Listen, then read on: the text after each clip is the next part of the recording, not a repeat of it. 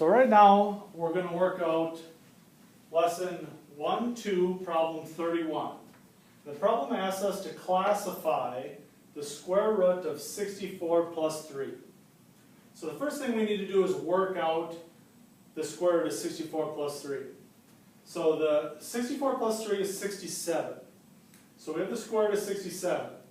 Then we ask ourselves, is 67 a perfect square? Well, we're going to look at perfect squares around 67. So 64 is 8 squared, that's just below 67. The next perfect square up is 9 squared, which is 81. So 67 is not a perfect square, which means that this number does not square root nicely. Now we're going to come down into our table and classify the square root of 67. So every number is going to be real. So we're going to classify 67 with an R. And every single one of your answers should have an R on them when you turn in this assignment, because all of the numbers we're working with are real. Now we have a two-part question. Do we have a rational number or an irrational number? Rational numbers are numbers that can be placed in the form of a fraction. The real question when we're dealing with rational and irrational is what isn't rational. Instead of looking for what is rational, what isn't rational, what's irrational.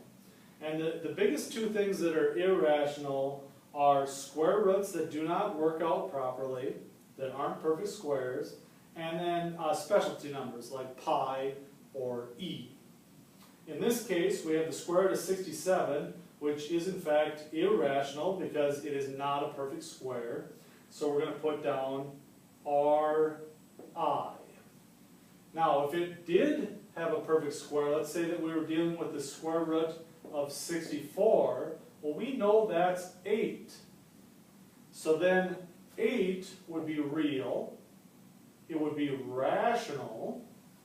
So then we could drop down and ask ourselves, is it an integer? An integer is any positive or negative whole number.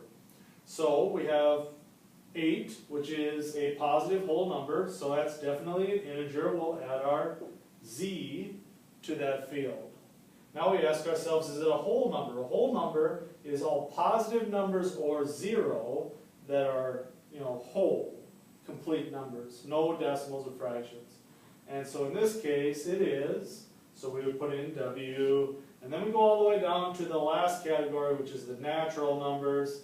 Those are just eliminating 0, the very basic counting numbers you learned in preschool. 1, 2, 3, 4, 5. Clearly 8 is in that list, so we put in N.